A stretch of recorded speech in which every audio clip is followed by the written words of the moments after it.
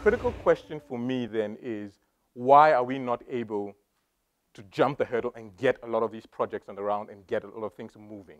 And I think for me, it's the key thing, and what we spend a lot of time at Genesis looking at is, how do we increase the collaboration between the public and the private sector? So we spend a lot of time using the word, use the PPPs. PPPs are thrown about a lot. I think there are a lot of looser definitions. But what I want to focus on is, why are we not bringing the two sides of the economy together more?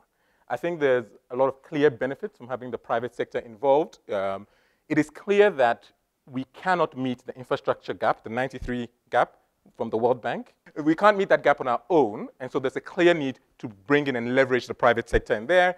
And it's also expected that we'll have a lot of improvements in technology and innovation, and hopefully, in a lot of cases, improvements in quality. Not always, when you get the private sector in there.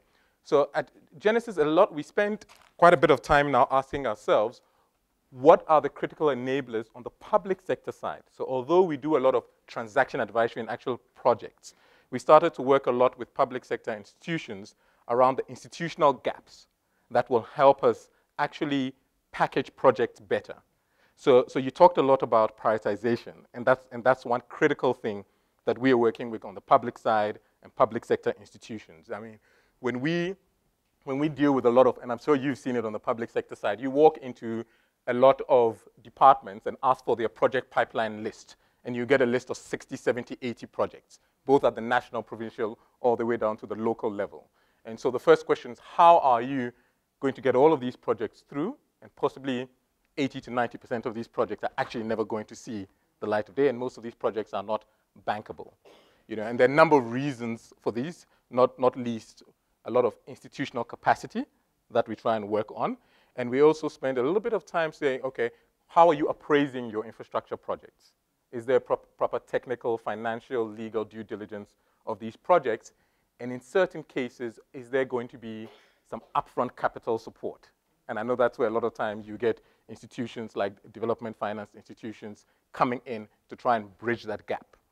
So in a summary, I've talked a lot about a little things, but our view is that the scope for private participation, we strongly believe that the capital and the money is there. There's a lot of talk now about getting more institutional investors on board. I was in Kenya now. I mean, there's a talk about the Kenya Pension Fund is sitting about $10 billion, and we're talking about how do we get that money into infrastructure within the economy, not always expecting that you're going to get foreign capital to come and invest in infrastructure projects. So it's a lot about de-risking these projects, preparing the projects, selecting the right sectors that we want to focus on. So when we spend time, for instance, in Ghana, we spend a lot of time around the roads, the transport sectors. I mean, power across the board, I think, is got to be a key priority for all economies. In terms of water, we are doing a lot of work in water. I think water is more difficult. It's interesting, but more difficult, and tends to require a lot more development patient capital. But I think across the board, the opportunities are there. But on the public sector, on the institution side, I think we need to do, and I'm saying we, I hope there's some public sector guys in the room, we need to do a lot more work upfront in terms of what you talked about, early stage preparation, and then I think the capital will meet the project.